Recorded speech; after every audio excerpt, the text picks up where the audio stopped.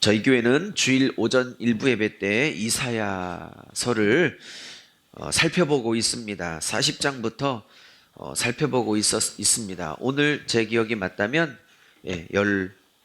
14번째입니까? 13번째 같은데 어쨌든 오늘은 46장, 47장 두 장 전체를 나누고 싶습니다. 47장, 46장 따로따로 할 수 있는 부분이 아니고 연결이 되어지기 때문에 조금 내용이 많지만 같이 살펴보고자 합니다. 오늘 제목이 조금 그렇죠? 한번 따라해 보세요. 시작. 고난당했다고. 이런 제목을 잡을 때 조금 고민이 많았어요. 제목을 조금 긍정적으로 잡는 게 맞는데 조금 제목이 자체가 부정적인가 싶어. 근데 이 46장, 47장이 이것을 말하고 있는 거기 때문에 그냥 잡아봤습니다. 오늘 제목은 고민이 많았지만 고난당했다고 다 깨닫는 것은 아니다 입니다. 고난당했다고 다 깨닫는 건 아니더라고요. 강해 설교를 하다 보면 장점이 있습니다.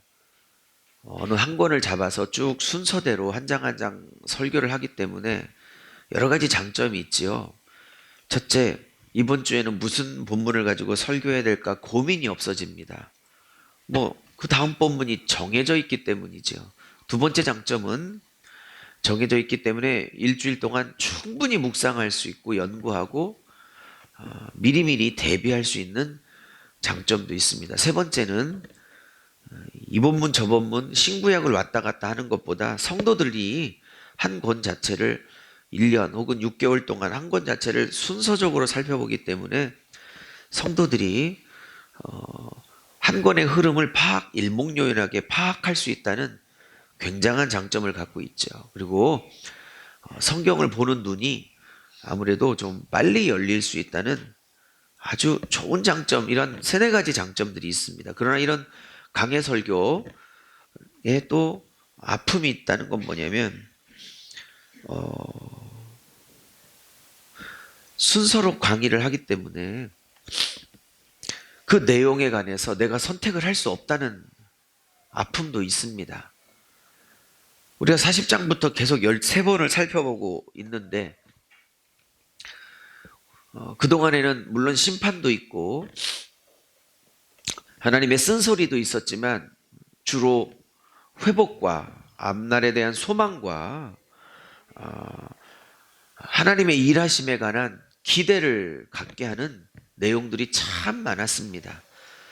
근데 오늘 46장, 47장 두 장은 좀 쓴소리들이 많습니다. 근데 이런 것들은 설교자로서 좀 건너뛰면 좋겠다 싶지만 강해 설교에 또 장점이기자 또 약점이기도 하지만 이런 순서를 제가 결정할 수 없다는 겁니다. 오늘은 제가 정하려고 정한 게 아니고 순서가 46장, 47장 하는 날이기 때문에 선택할 수 있는 게 아니에요. 자, 거두절미하고 왜 이런 제목을 잡게 됐는지 두 장을 살펴보겠습니다.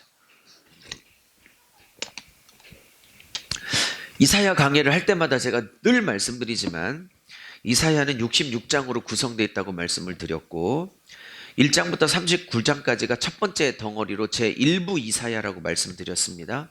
이것은 남유다 백성이 율법을 떠나고 하나님을 떠나고 온갖 우상들을 섬기고 있기에 이사야 선지자는 너희들이 이런 식으로 정말 살면 하나님이 바벨론이라는 몽둥이를 들어 너희를 때릴 수밖에 없다. 그러니 어서 회개하라를 전했던 메시지가 39장까지입니다. 소위 일부 이사야입니다. 즉 BC 586년 전에 쓰여진 거라고 보면 됩니다. 자, 그러면 우리가 살펴보고 있는 두 번째 덩어리 40장부터 55장까지는 두 번째 덩어리로 이것은 그러니까 끌려가기 전이 아니라 이것은 바벨론 느부갓네살 왕에 의하여 끌려가 포로 생활 70년 끝자락에 있는 백성들에게 쓴 서신이 편지가 두 번째 덩어리 제2부 이사야라고 말씀을 드렸습니다. 3부 이사야는 56장부터 66장까지로 이제 포로 생활이 다 끝난 귀한 백성 내지 바벨론에 머물러 살고 있는 바벨론 디아스포라들에게 쓰여진 서신서라고 말씀을 드렸습니다. 우리는 이제 두 번째 덩어리 40장에서 55장까지를 몇 주 살펴보고 있습니다. 자, 이제 46장은 이렇게 시작합니다. 벨은 엎드려졌고 느보는 구부러졌도다. 뭐 이렇게 얘기합니다. 우상들은 그들의 우상들, 뭐 벨과 느보를 얘기하는 겁니다. 물론 바벨론에 벨과 느보 우상이 딱 두 명이라네. 두 우상밖에 없었다는 뜻은 전혀 아닙니다. 온갖 우상이 있었지만 대표적인 우상 둘을 거명하고 있는 겁니다. 이 벨은 어떤 우상이냐? 마루둑입니다. 마루둑. 태양신 마루둑입니다. 마루둑을 벨이라 불렀습니다. 다니엘서에서 나오는 벨사살 기억나시죠? 예. 바벨론의 마지막 왕, 섭정 왕이었던 벨사살도 이 벨과 관련된 이름입니다. 마루둑입니다. 마루둑. 태양신이죠. 그러면 느보는 뭐냐? 이 마루둑 벨신의 아들 신입니다. 물론 말만 이렇게 부르지 실제로 존재하는 신들이 아닙니다. 거짓 신들이고 가상의 신들이고 바벨론 사람들이 자신들의 국가와 가정의 수호신으로 만든 헛된 신들입니다. 자, 어쨌든 이 마루둑 벨은 바벨론을 다스리는 주신이고 태양신이고 느보가 재밌습니다. 이 느보신은 이 마루둑 벨의 아들 신으로 운명의 신입니다. 예언의 신입니다. 지혜의 신입니다. 운명의 토판을 갖고 있다는 신이고 1년 그 다음 해에 사람들의 운명을 예언해 준다는 신입니다. 그래서 느보신이라고 합니다. 바벨론의 일대왕 느부갓네살도 이 느보 이름이 비슷하죠? 그래서 이 느보요 나를 지켜주소서, 느보요 우리를 지켜주소서라는 뜻을 갖고 있는 느부갓네살입니다. 첫 번째 왕 느부갓네살도 신과 관련된 이름이고 마지막 벨사살 왕도 신과 관련된 이름이 올시다. 자, 이 얘기를 하나님이 이사야를 통해서 벨은 엎드려졌고 느보는 구부러졌도다 이렇게 시작하는 이유가 있습니다. 무슨 얘기냐? 70년 포로 끝자리에 살고 있는 이 남유다 백성 중에 거의 대부분이 일부를 제외하고 거의 대부분의 백성들이 갖고 있었던 생각은 다음과 같습니다. 우리가 70년 전에 바벨론 느부갓네살에게 나라가 멸망당하고 우리가 이렇게 다 포로로 끌려오게 된 이유는 우리의 잘못이 아니라 잘 들어보세요. 여호와 하나님이라는 신이 바벨론의 주신인 마루둑 혹은 벨에게 패배하여 우리가 이 바벨론에 끌려왔다고 생각을 하는 사람들이 굉장히 많았습니다. 무슨 얘기냐면 현대 전쟁과 달리 고대 전쟁은 이게 지금 우리나라 지금 2019년에 비하면 2700년 전의 일입니다. 왜냐하면 이사야는 예수님과 700년 전의 사람이기 때문에 주전 700년대 사람입니다. 그러면 지금 우리로 따지면 2700년 전에 있는 얘기가 지금 이거입니다. 그러면 2700년 고대 전쟁은 어떤 전쟁이냐? A라는 나라와 B라는 나라가 싸우면 그냥 싸움이 아니라 이것은 사람들이 대리전을 할 뿐 고대 전쟁은 A라는 나라의 주신과 B라는 나라의 주신, 즉 신과 신의 대결이라고 받아들였습니다. 그것을 대리하는 것이 그냥 사람일 뿐입니다. 그러므로 어느 나라가 어느 나라를 이겼다 그러면 단순히 이긴 게 아니라 그 나라의 신이 저쪽 나라의 신을 정복하고 제압한 사건이라고 받아들인 것입니다. 사무엘상에 블레셋이 이스라엘 백성을 치고 난 다음에 법궤를 빼앗아 갔습니다. 그리고 그 법궤를 어디다가 위치해 놓냐면 블레셋의 주신인 물고기 형상을 하고 있는 다곤 신전에 다곤 신상 발 앞에 여호와를 대표하는 법궤를 언약궤를 갖다 위치시킵니다. 이것은 이제 블레셋의 주신인 다곤이 저 조그만 나라 이스라엘의 주신인 여호와를 발로 정복하셨다. 즉 여호와를 다곤이 이긴 전쟁이다라는 의미로 다곤 신전에 법궤를 그 발 앞에 위치시킨 것입니다. 이해하셨습니까? 그러면 왜 하나님께서 벨은 엎드러졌고 느보는 구부러졌도다 하고 계신지 이해가 되실 것입니다. 하나님은 이렇게 말씀하십니다. 이 어리석은 백성아,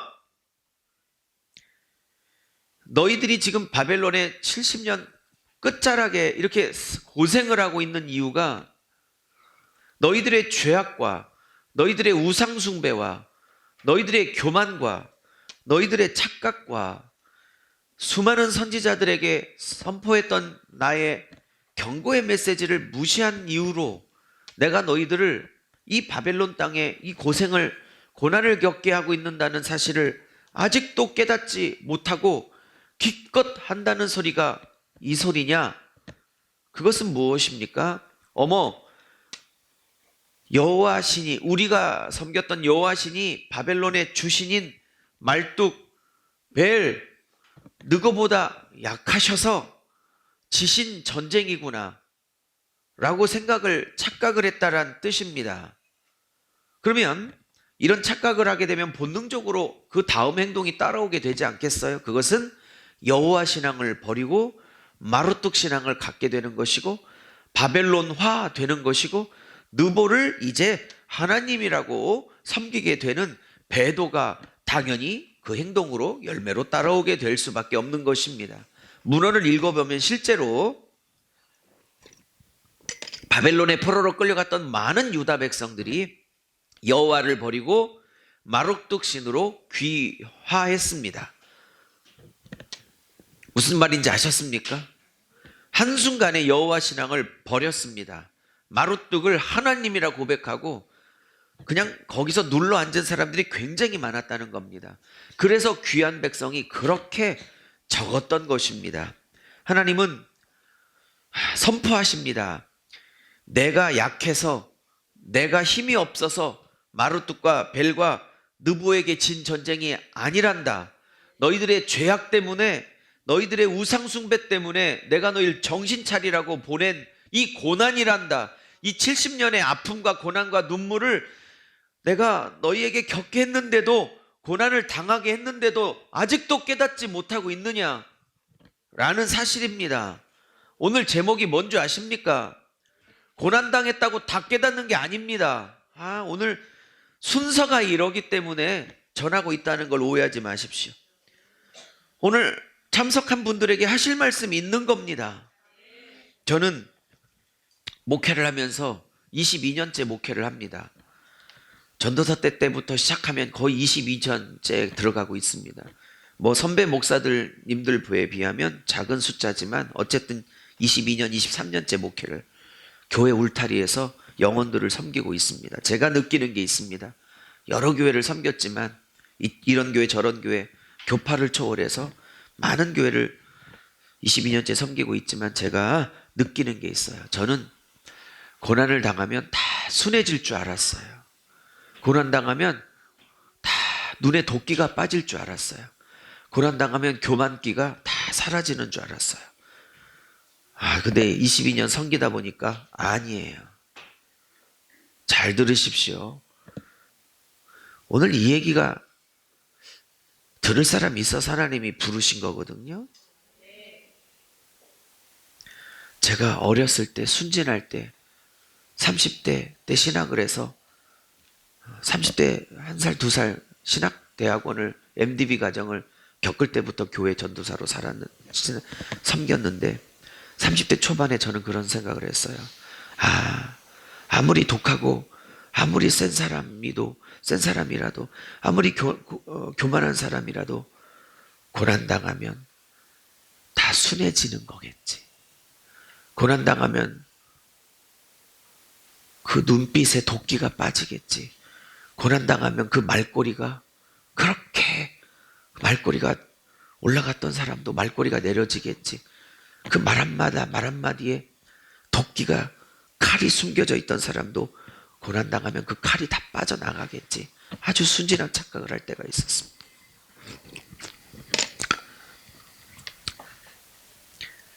열에 통계를 낸다는 게 참 쉬운 일은 아니지만 열에 8 정도는 고난을 당해도 똑같더라고요. 그리고 열에 하나는 고난을 당할수록 더 세지고 독해지고 악이 받쳐지더라고요. 열에 한 분만 하나님이 고난을 주신 그 목적을 제대로 성취해 가더라고요. 그러면 고난을 주신 하나님의 목적은 뭐냐면 너 안에 너가 없어지라는 겁니다. 너 안에 그 잘난 자기의가 박살 나야 한다는 겁니다. 이것이 70년 모진 고생을 겪게 하신 이스라엘 남유다 백성을 향한 하나님의 목적이었습니다. 근데 70년 초기도 아니고 이 46장은 70년 중기도 아니고 이 40장부터 55장까지는 70년 거의 끝자락에, 왜냐하면 70년이 되는 날 이제 바벨론이 무너지고 페르시아 나라가 들어서서 고레스가 이 백성을 이제 돌아가도 좋다라고 자유를 주는 해가 70년이기 때문에 그렇습니다. 이게 몇 년이 남지 않았습니다. 왜냐? 늘 말씀드렸듯 70년 거의 끝나갈 때쯤 쓰여진 편지가 두 번째 이사야 40장부터 55장이기 때문입니다. 그러면 그 70년이 거의 다 찼습니다. 거의 다 찼는데도 아직도 못 깨닫고 있어요. 아직도 고난을 왜 줬는지, 그 수십 년을 고난을 겪었어도 아직도 못 깨닫고 있어요. 억울해 죽겠어요. 억울함만 남아있어요. 나같이 괜찮은 여자를, 나같이 괜찮은 남자를, 나같이 괜찮은 목사를, 나같이 괜찮은 장로를, 나같은 괜찮은 사람을 왜 이렇게 수십 년, 70년 고생을 시키고 있냐고 하는 억울함만 남아있어요. 그 안에 얼마나 자기의가 가득한지, 얼마나 교만한지, 얼마나 우상숭배했는지, 얼마나 내가 악한 사람이었는지, 이거에 대한 깨달음은 요만큼도 없어요. 아, 왜 이렇게 진도가 못 나가지? 요만큼도 없어요. 오직 억울함만 있어요. 내가 얼마나 괜찮고 의롭고 대단한 사람이었는데 나를 이런 식으로 하나님이 70년을 대접할 수가 있냐고, 그것만 남아있어요. 내가 얼마나 웃기는 짬뽕인지. 웃기는 짬뽕이란 비유 이해하셨어요? 내가 얼마나 웃기는 짜장인지, 이 비유도 이해하셨어요? 내가 얼마나 웃기는 볶음밥이었는지. 얘가는 회개와 자기 부정과 자기 부인과 자기 성찰은 하나도 없어요. 그리고 나 같은 괜찮은 인간에게, 괜찮은 권사에게, 괜찮은 목사에게, 괜찮은 전도사에게, 괜찮은 사모에게, 우리 사모도 여기 있어서 왜 이 고생을 시키는 하나님만 이해가 안 돼요. 하나님이 아주 환장하시겠죠. 하나님이 환장하시겠죠. 그 self-righteousness, 그 자기의 좀 부수라고 이 고생을 안타깝고 너무 미안하고 너무 가슴 아프지만, 아니 생각해봐요. 자기 아들과 딸이 70년을 이렇게 고생할 때 그거를 박수칠 부모가 어디 있어? 정말 내가 배 아파서 난 내 친자식이 맞다면 깨달으라고 몽둥이를 댔어도 그 매 맞는 도중에 자녀가 아프다고 울고 악소리가 나오면 그게 가슴 아픈 게 부모이거늘 그거를 70년간 하나님이 박수치고 계셨냐고요. 꽃이다. 진작 내 말 듣지. 아이고 꽃이다 하겠냐고요. 그러면 이 고난이 빨리 끝나려면 철저하게 이 고난을 통해서 내가 없어져야 하는 거라고. 아직도 정신을 못 차리고 여호와신이 힘이 약하고 마루뚝 벨이 느보가 힘이 더 세서 오케이? 내가 신을 바꾸면 되겠구나 라고 대부분이 배도를 했단 말입니다. 문헌을 읽어보면 응? 소수만 이걸 깨닫고 아주 소수만 깨닫고 이 고난을 주신 이유가 우리가 우상 숭배를 했기 때문이구나 라고 자기를 십자가에 못 박고 회개하며 나왔다는 사실입니다.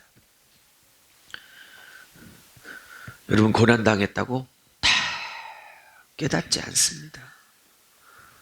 10명 중에 8은 고난 당할수록 억울하고 고난 당할수록 망가지고 고난 당할수록 독해지고 고난 당할수록 자기 의가 오히려 강화됩니다. 열에 1명 정도는 고난의 이유를 제대로 깨닫고 점점 순해지고 유해지고 온유해지고 겸손해지고 눈빛이 바뀌고 표정이 바뀌고 말투가 바뀌고 도끼가 싹 빠져버립니다. 그게 하나님 원하시는 거죠. 하나님이 속상하니까 이렇게 얘기 말해요. 그들의 우상들은 짐승과 가축에 실렸고 너희가 메고 다니던 그 우상들은 가뜩이나 피곤한 짐승들에게 무거운 짐밖에 더 되지 않냐? 라고 말합니다. 이게 무슨 얘기예요? 우상들이 짐승에게 무거운 짐이 된다는 거? 그리고 너희가 이 짐승을 메고 다녔다는 거, 이게 뭐예요? 저를 보십시오. 이게 무슨 얘기냐면 얘기할게요. 이게 돌로 만들었던 나무로 만들었던 이 목공이 석공이 이 우상을 새겼을 거 아닙니까? 쪼아서 만들었을 거 아닙니까? 그러면 신전이 세워졌으면 이 목공이나 석공이 만든 이 돌 우상, 나무 우상을 사람이 매든지 아니면 가축이 이끄는 짐승이 이끄는 마차에 실어 가든지 신전에 옮기려면 이동하려면 사람이 매든 짐승이 실든 해야 될 거 아니에요? 그러면 그 과정 중에 가뜩이나 피곤한 짐승에게 짐이 하나 더 더해지는 것밖에 안 되는 거잖아요. 그죠? 사람이 맨다면 사람에게 또 짐이 되는 거잖아요. 이런 얘기입니다. 이 얘기는 1절만 보면 몰라요. 3절, 4절을 같이 봐야 돼요. 3절. 야곱의 집이여 이스라엘 집에 남은 모든 자여 내게 들을지어다. 여러분, 내게 잘 듣기만 하면 살아나요. 하나님께 잘 듣기만 하면 살아나요. 근데 안 들어. 혹은 들어도 내가 듣고 싶은 것만 들어. 그리고 내가 동의가 안 되고 그런 것들은 속 안에서 다 판단합니다. 하나님의 말, 목회자의 말을, 설교자의 말을 다 판단하고 다 잘라냅니다. 온전히 안 들어. 내가 듣고 싶은 것만 들어. 회복이 없습니다. 회복이 진짜 있으려면 온전하게 들어야 합니다. 내가 듣고 싶은 것만 들으면 안 되고 내가 듣기 싫은 건 내 안에서 탁탁탁탁 잘라내면 회복이 없습니다. 지금 그래서 70년 동안 회복을 못하고 있는 겁니다. 배에서 태어남으로 봐요. 잘 봐요. 이 남유다 백성이 배에서 엄마 배에서 태어날 때부터 하나님께 안겼고 그죠? 태어날 때부터 내게 업힌 너희여 이렇게 말합니다. 그리고 내가 너희가 어른, 노년, 할아버지, 할머니가 될 때까지 그렇게 하겠고 백발이 되기까지 내가 너희를 품고 업고 안을 거라고 말합니다. 할렐루야. 또 요것만 딱 따서 은혜를 받는 것도 뭐 좋지만 문맥을 봤을 때는 이 얘기를 왜 하고 있냐면 1절 때문에 하고 있는 얘기예요. 무슨 얘기냐? 너희들이 그렇게 하나님처럼 여호와처럼 의지하고 있는 벨과 느보는 짐승이 매든 너희들 사람이 어깨에 매든 너희가 이 우상이 스스로 설 능력이 없어서 너희가 매줘야 될 존재라는 거야. 근데 3, 4절 보면 나 여호와는 너희가 나를 맬 필요가 없어. 내가 너희들을 매줄 거고 내가 너희들을 품어줄 거고 내가 너희들을 안아줄 존재야. 그러나 너희들이 하나님처럼 섬기고 있는 이 벨과 느보는 너희가 매줘야 되잖아. 너희가 업어줘야 되잖아. 너희가 날라줘야 되잖아. 내 인생을 지켜달라고 하는 그 벨과 느보는 너희들이 업고 품고 안고 매줘야 될 그 존재인데 너희들이 매줘야만 지탱이 되는 그 벨을 느보를 뭘 보고 너희의 인생을 맡기겠냐는 거예요. 스스로 쓸 힘도 없어서 너희들이 매줘야 설 수 있는 그 벨과 느보를 어떻게 의지하여 인생을 맡기겠냐는 거예요. 이해하셨습니까? 그렇지만 나는 너희를 매는 존재고 나는 너희들을 업는 존재고 나는 너희들을 품는 존재라요. 근데 헌신짝처럼 나를 버렸다 이렇게 말합니다. 하나님이 5절에 너무 속상하셔서 이렇게 말합니다. 5절 보십시오. 같이 읽겠습니다. 시작.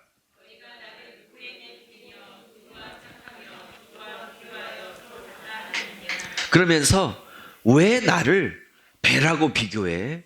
왜 나를 느보랑 비교해? 5절 너희가 나를 누구랑 비교하며 누구랑 짝하며 누구랑 비교하며 누구랑 같다 하겠는가? 하나님이 자존심이 너무 상하셔서 여러분 저는 5절을 읽으며 어제 준비하면서 이런 생각을 했어요. 하나님이 이 말을 하나님의 입에서 하게 하는 것 자체가 하나님께 모독인 거예요. 그리고 벨과 느보가 실제 있는 신이라고 할지라도 모독일 텐데 벨과 느보가 있지도 않는 거짓 신이잖아. 바벨론 사람들이 만든 허상이잖아. 근데 하나님 여호와 하나님이 이 말을 백성들에게 설득하려고 하게 하는 것 자체가 얼마나 자존심을 상하게 해드리는 일인지 이해가 가십니까? 이해가 가십니까? 끄덕이지 말고 아멘 하십시오. 이해 가십니까? 그러면 속상하시니까 6절에 금으로 만든 것들밖에 아니고 은을 저울에 달아서 만든 것밖에 아니고 금장이들이 만든 것밖에 아닌 이 벨과 느보와 왜 나를 비교하느냐? 그러면서 7절에 아무리 부르짖어도 응답하지도 못하는 이 거짓 우상들을 고난에서 구해내지도 못하는 거짓 우상들에게 언제까지 의지를 하겠는가? 라고 말합니다. 여러분 고난에서 건져내시는 건 여호와 하나님이십니다. 남편도 아니고 자식도 아니고 돈도 아니고 은사도 아니고 사람도 아니고 하나님만 구해내십니다. 그러면 하나님이 이 고난을 왜 줬는지를 알아야 하는 것입니다. 그러죠? 그러면서 8절에 이 패역한 자들아, 이때 패역한 자들은 바벨론 시민을 말하는 게 아니라 70년 고난을 줬어도 아직도 못 알아듣고 있는 이 이스라엘 남유다 백성을 향해서 패역한 자식들이라고 말합니다. 제발 장부가 되라는 건 남자답게 온전히 서서 내가 하는 말을 좀 깨달으라 얘기하십니다. 9절에 나 외에 다른 신이 없다고 말합니다. 나는 하나님이라고 말하십니다. 나 같은 이가 없다고 말하십니다. 12절에 마음이 완악한 이 백성이라고 말합니다. 그리고 12절 끝에 너희는 내 말을 들으라고 말합니다. 그러니까 내 말을 하나님 말씀을 잘 들으면 회복에 시작이 있습니다. 근데 13절에 주님이 뭐라고 하시냐면 이렇게 말해요. 내가 나의 공의를 가깝게 할 것인지 그것이 멀지 아니하셨대요. 구원이 지체치 않게 될 거래요. 아직도 못 깨닫고 못 알아듣고 있는 이 백성들이 만약에 제가 하나님이었으면 70년, 아이고 70년 원래 계획이었는데 못 알아듣고 정신 못 차리네. 아이고 70년 연장. 저 같으면 그럴 거예요. 자, 두 번째 70년 다시 해. 140년에 이럴 텐데 역시 하나님은 제가 아닌가 봐요. 역시 하나님은 하나님이신가 봐요. 이렇게 말해요. 13절에 나의 구원이 지체치 않을 거래. 그리고 내가 그 다음 말이 중요해요. 나의 영광인 이스라엘을 위하여 구원을 베풀겠대요. 여기서 중요한 건 백성이 깨닫든 못 깨닫든 하나님은 이 고난을 더 연장시키지 않으시려고 해요. 그리고 곧 깨닫게 하시려고 해요. 그리고 구원을 베풀려고 해요. 아멘 합시다. 그리고 이렇게 말해요. 나의 영광인 이스라엘을 위하여. 그러면 이스라엘은 하나님의 뭐란 뜻이에요? 영광이라는 거예요. 이 백성을 하나님이 회복시켜야 될 이유가 뭐냐? 이쁘거나 밉거나 곱거나 안 곱거나 이 백성은 하나님의 영광을 드러낼 자로 만드셨다는 거예요. 그러니까 이 백성을 회복시켜야 될 이유도 이 백성의 회복이 하나님의 영광과 관계되어 있기 때문에 하나님은 반드시 회복시킬 거라고 말하고 계신 거예요. 여러분 한 분 한 분이 하나님의 회복과 관련이 있어요. 오늘 아침에 에너지가 엄청나게 들어가네요.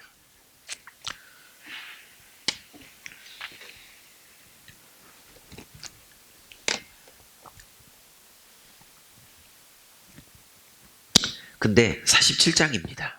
이게 왜 한 문맥이냐면 이렇게 이스라엘 백성에게 유다 백성에게 회복을 시키려면 이 바벨론이 얼마나 의지할 수 없는 헛된 존재인지가 이스라엘 백성에게 깨달아져야 돼요. 그리고 바벨론이란 국가가 얼마나 허망한 나라인지, 그리고 바벨론을 지키고 있다는 바벨론의 주신인 벨과 그 아들 누보가 얼마나 헛된 무익한 존재인지가 남유다 백성에게, 이스라엘 백성에게 인정이 되고 깨달아져야 여호와께 돌아올 수 있어요. 그러니까 다시 말하면 오늘날의 벨, 오늘날의 느보, 이스라엘 백성이 의지했던 바벨론이 오늘날로 따지면 돈이고 남편이고 자식이고, 그렇죠? 목사님 같으면 목사님들이 의지하는 것들이 있어. 엄청난 교회의 숫자, 단단한 재정, 탄탄한 사례비, 대단한 성전이라는 건물, 뭐 이런 것들이 목사들이 의지하는 목사들의 벨이고 목사들의 또 느보이기도 해요. 이러한 것들이 얼마나 나를 지킬 수 없는지를 향해서 하나님이 박살을 내셔야 여호와께 돌아올 수 있어요. 그러니까 여러분, 하나님께 목숨을 걸고 하나님만 의지해야지 남편을 의지하고 자식을 의지하고, 목사 같으면 11조 많이 내주는 장로님 권사님들을, 즉 다시 말할게요. 여러분이나 나나 사람을 의지하고 사람을 기대하고 사람에게 전부를 걸면 반드시 넘어지게 되어져 있습니다. 그러면 47장부터 15절, 47장 1절부터 47장 15절까지는 굉장히 많은 얘기가 나오지만 주제는 딱 하나입니다. 이 바벨론 반드시 내가 심판하겠다는 겁니다. 이 바벨론 반드시 무너지게 되겠다는 겁니다. 그거를 47장 1절에 바벨론이여 내려오라, 티끌에 앉으라, 보좌를 없애겠다, 땅에 앉히게 하겠다, 다시는 곱다, 아름답다, 사람들에게 칭찬받지 못하게 하겠다, 맷돌 가지고 갈게 만들 거고 강을, 시냇가를 건너면 치마를 다 걷어서 속살을 드러내고, 다시 말하면 치욕을 겪게 하겠다, 이런 겁니다. 3절에 속사를 드러내고, 그죠? 5절 딸 갈대아, 이건 바벨론 얘기합니다. 예? 잠잠하라, 흑암으로 들어가라, 다시는 내가 여러 왕국의 여주인이라 스스로 자랑질하지 못하게 하겠다 라고 말합니다. 이게 몇 년 후면 바벨론 제국이 무너져 페르시아에게 완전히 패망할 것을 예언합니다. 실제로 몇 년 안 돼서 이 나라는 페르시아 고레스에게 완전히 멸망을 당해 나라 자체가 없어져 버렸습니다.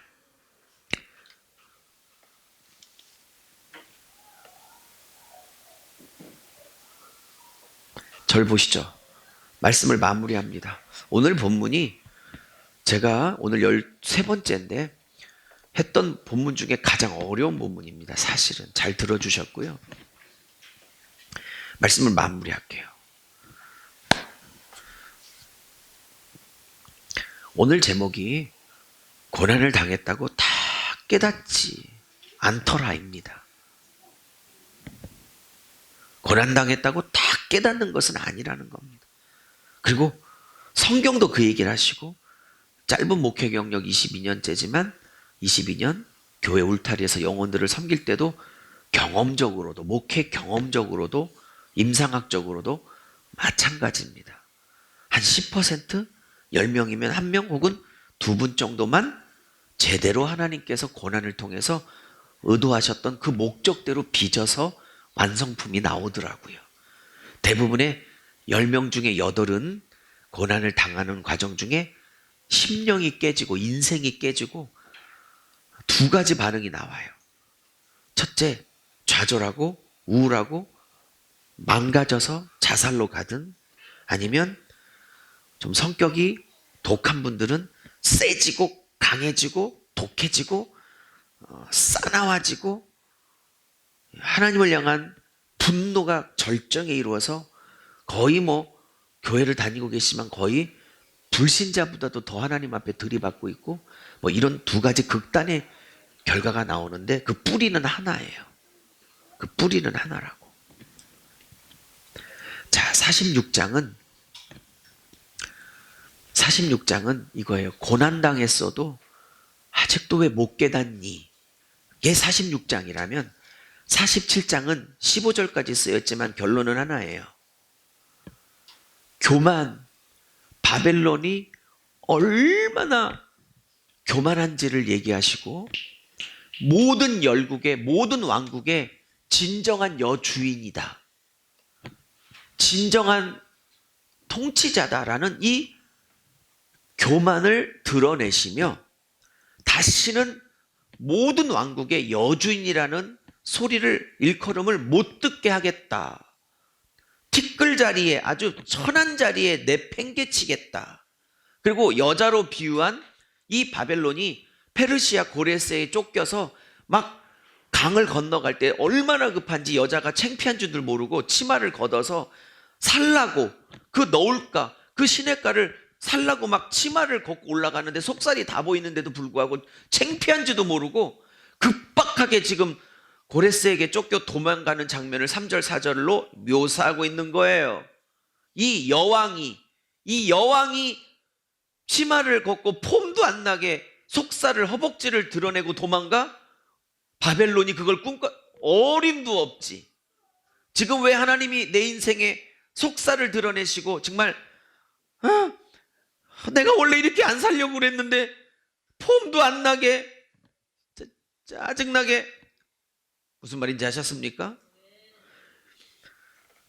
말씀을 마무리합니다. 46장은 고난을 당해도 왜 못 깨닫고 있냐를 말했다면, 47장은 처녀 바벨론, 그 모든 만국의 여주인이라고 스스로 한껏 자기를 높였던 이 바벨론을 티끌, 그리고 속치마를 걷어서 속살을 드러낸 만큼 급하게 도망가는 낮은 자리에 낮추고 있는 이 상황을 묘사하시면서 교만을 박살내는 장면이 47장의 주제예요.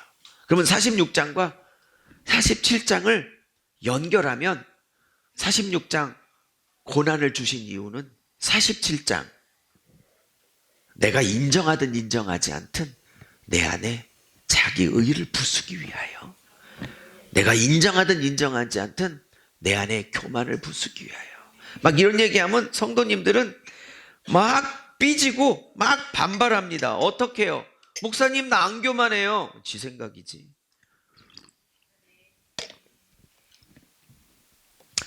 목사님 나 내 안에 self righteousness 있어. 내 안에 나의 의 없어요. 지 생각이지.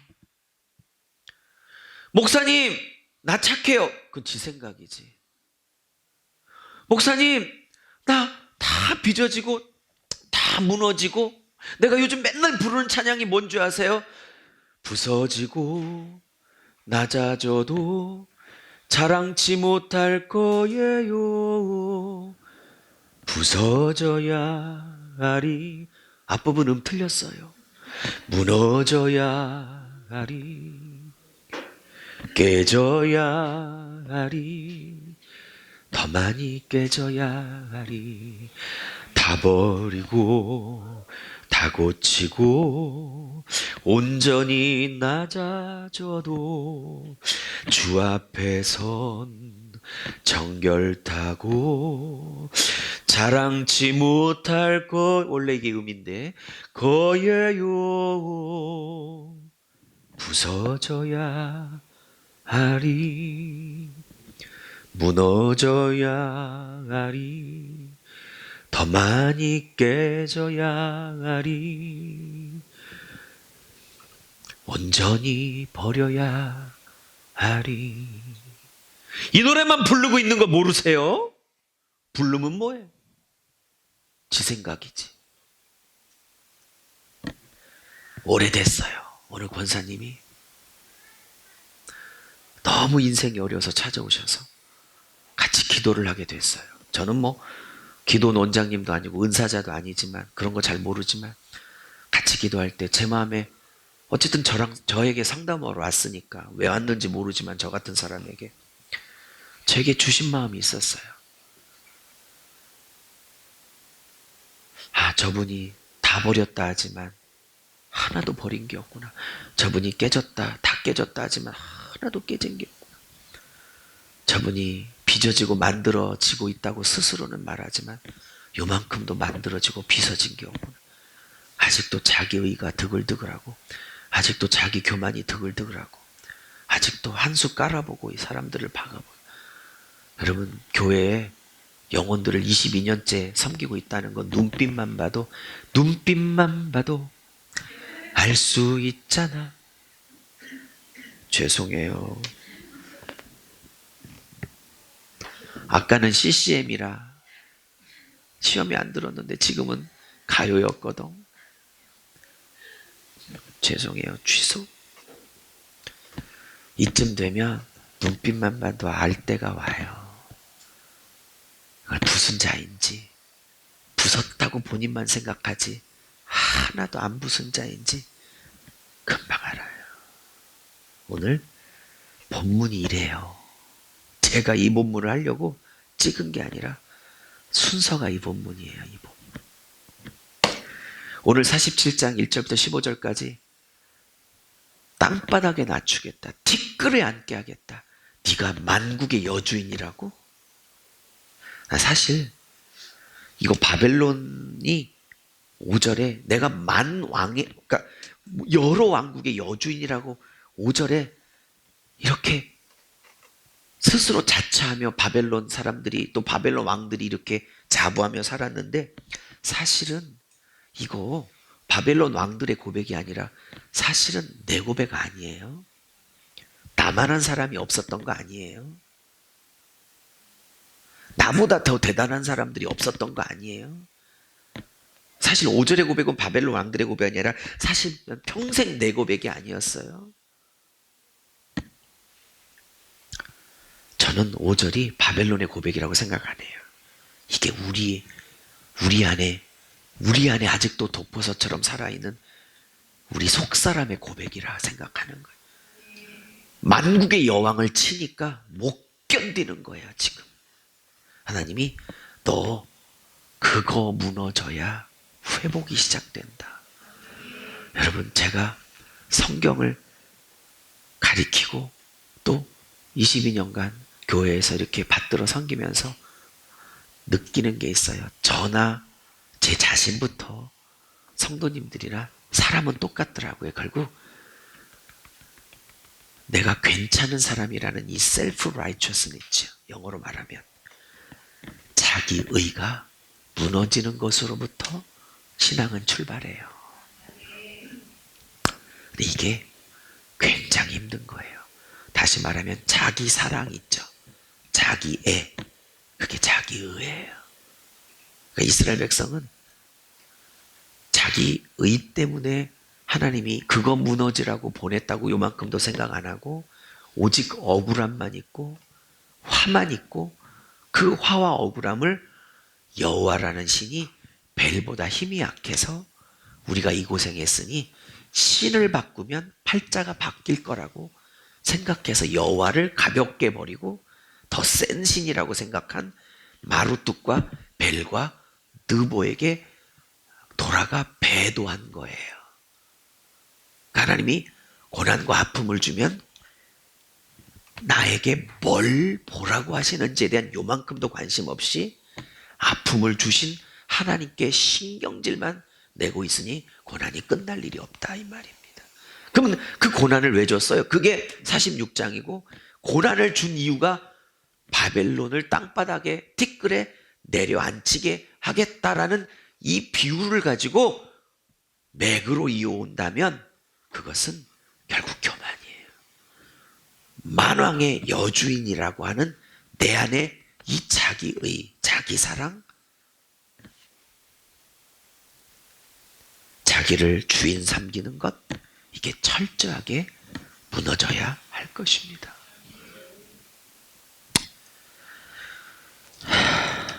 다음 주에 또 비슷한 얘기가 나오지만 다음 주에는 조금 더 소망을 드릴 수 있는 얘기가 있을 거예요. 오늘 46장, 47장을 준비하면서 좀 마음이 무거웠지만 그래도 저와 여러분이 이 말씀을 꼭 듣고 잘 새겨야 하기 때문에 주님이 선포한다고 저는 믿습니다. 이 얘기를 들을 때 이게 부담이 되는 사람이 있고 신경질이 나고 내가 그렇다고 이렇게 확 올라오는 사람은 그게 의야.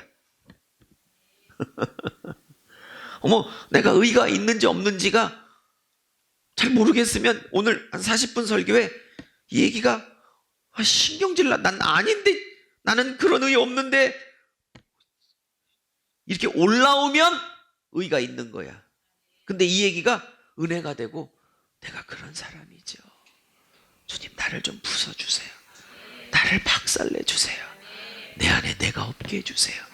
이러면 의가 없는 사람이야. 근데 이게 신경질 나면 아직도 있는 사람인 걸 깨달아 하십시오. 이렇게 얘기해도 못 알아들어. 말씀을 마치겠습니다. 하나님, 우리를 보게 하소서. 고난 주신 이유를 알게 하소서. 나는 아니라고요. 나는 내 안에 의가 없다고요. 나는 교만하지 않다고요. 나는 정결하고 깨끗하고 의롭고 너무 반듯한데 왜 이런 고난을 당하고 있는지 모르겠다고요. 하나님, 그게 의입니다. 다 버리고 다 고치고 다 부서진 것 같은데 그게 아닌 줄 알아. 자랑치 못할 것이라고 고백했더니 찬양의 가사가 잘 새겨지게 하시옵소서. 저도 성도님들도 오늘 46장 47장에 주님의 선언에 깊이 내 자신을 성찰하고 점검하게 하시옵소서. 제발 겸손하게, 제발 겸손한 자리에 있을 수 있도록 우리를 이끌어 주소서. 예수 그리스도의 이름으로 축복하며 기도 올렸사옵나이다.